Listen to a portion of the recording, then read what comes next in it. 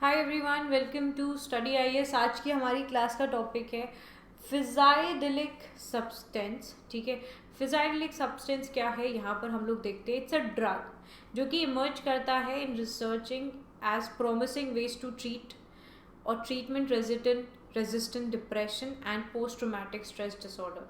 तो बेसिकली अगर हम देखें तो हमारे देश में है ना काफ़ी अत्यधिक मात्रा में जो स्ट्रेस है, जो डिप्रेशन टाइप ऑफ चीज़ें हैं वो बढ़ती हुई नज़र आ रही हैं, क्योंकि वक्त के साथ साथ जिस हिसाब से कंपटीशन बढ़ रहा है, लोगों के ऊपर रिस्पॉन्सिबिलिटी बढ़ रही है, उसी बेसिस से यहाँ पर जो मेंटल स्ट्रेस है वो भी आपका बढ़ता हुआ नज़र आ रहा है। ठीक है, दैट्स अ मेन इशू जो कि हर एक बीमारी का अगर देखा जाए तो कारण बनता है। जैसे कि जो लोग ज़्यादा स्ट्रेस ले रहे हैं, ज़्यादा एनजाइटी में हैं, उनका बीपी का इशू यहाँ पर आपको देखने को मिलता है। ठीक है, they either have the BP high और दे हैव बीपी लो, तो हाइपरटेंशन यहाँ पर आपको देखने को मिल जाता है। तो अभी क्या हो गया है ना कि ये चीज़ इतनी ज़्यादा बढ़ती हुई नज़र आ रही है कि इसका जो ट्रीटमेंट है that has also become a major point, कि हम कैसे लोगों को यहाँ पर जो एंटी डिप्रेसेंट हैं, है ना, वो यहाँ पर लोग खाते हैं जिससे कि उनका जो डिप्रेशन है, जो स्ट्रेस है, वो यहाँ पर कम रहे। और इन्हीं सारी चीज़ों से आप लोग देखोगे ना अभी काफ़ी एक अगर ज़्यादा देखा जाए तो काफ़ी एक लीग में ही यहाँ पर बहुत सारे लोग सुसाइड भी कर रहे हैं। And what is the cause, क्या चीज़ है जिसकी वजह से उनके दिमाग में ऐसी चीज़ें आ रही हैं, है ना।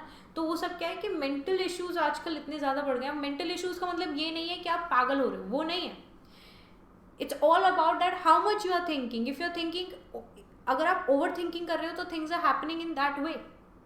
सो इसीलिए यहाँ पर जो आपका फिजाई के डेलिक ड्रग्स जो हैं, अब I don't know how to pronounce them. ठीक है, तो आई थिंक साइडिलिक जो ड्रग्स हैं आपके, they are emerging in the research, जो कि प्रॉमिस कर रहे हैं कि हम इजीली ट्रीट कर सकते हैं। They all are treatment resistant depression and post traumatic stress disorder. ये इजीली ट्रीट कर सकते हैं इन इश्यूज़ को।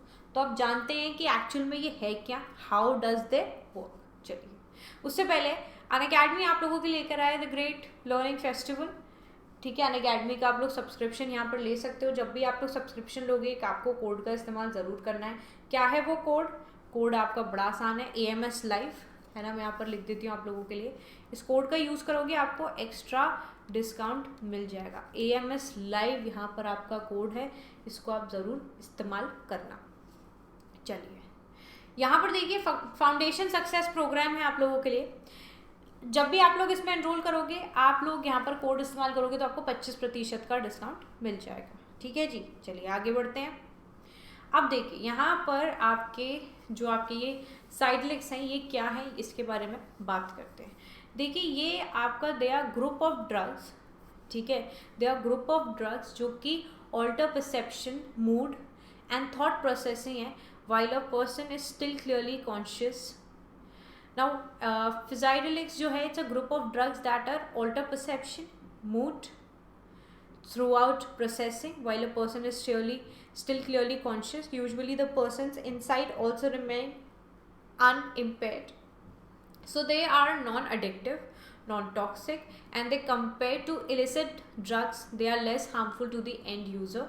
And in India जो नार्कोटिक ड्रग्स हैं और जो आपके साइकोट्रोपिक सब्सटेंसेस एक्ट 1985 है जो कि प्रोहिबिट करते हैं द यूज़ ऑफ साइडलिक सब्सटेंसेस, जैसे कि केटामाइन जो है it is a dissociative anaesthetic with physidelic properties which is used under the strict medical supervision for anesthesia and treatment resistant depression.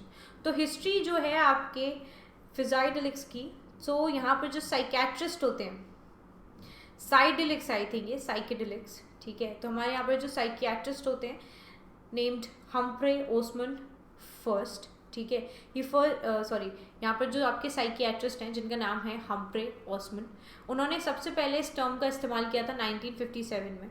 And ये जो वर्ड था it is derive from the Greek word psych meaning mind and delon meaning to manifest. तो between 1947 से 1967 में जो LSD है that was widely used a therapeutic catalyst in the physiotherapy.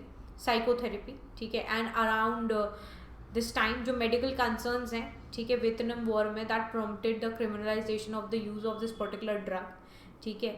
और यहाँ पर जो मीडिया है, जो मीडिया के कैंपेन्स रहे थे 1960 और 70 में, दे further stigmatise the use of this particular psycho active drugs, okay. तो जो इनकी हिस्ट्री रही है वो थोड़ी यहाँ पर आपकी डिफरेंट रही। अब यहाँ पर कैसे वर्क करता है, ये जो यूजर्स हैं आपके साइडिलिक सब्सटेंस के, they report changes in perception, somatic experiences, mood throughout processing and entheogenic experiences यहाँ पर देखने को मिलते हैं। इंट्रिग्यूइंग फिनोमिनन जिसको हम यहाँ पर साई एनेस्थीसिया बोलते हैं, ठीक है, दैट में आकर वेयर द सेंसरी मॉडलिटीज़ जो हैं हमारी, ठीक है, एंड द यूज़र में हियर कलर और see sounds.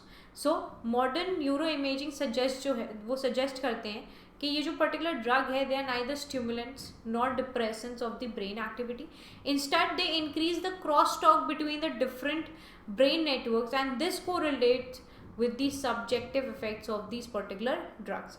Now, can such substance cause harm? Death due to direct toxicity of this.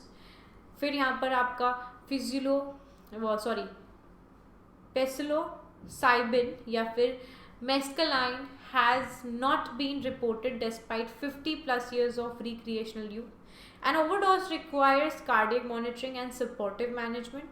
Psychological effects to this particular drug depends on the interaction between the drug and the user's mindset, together called a set, and the environment setting. So people with a personal or family history of this particular issue are strongly discouraged from experimenting with this particular drug. So अगर किसी को भी यहाँ पर साइकोसिस है तो वो यहाँ पर इस पर्टिकुलर ड्रग के साथ एक्सपेरिमेंट ना करें, ओके जी। चलिए, तो इस पर्टिकुलर वीडियो में आपका इतना ही सारी चीज़ें थी। आई होप आप लोगों को चीज़ें क्लियरली समझ में आई होंगी।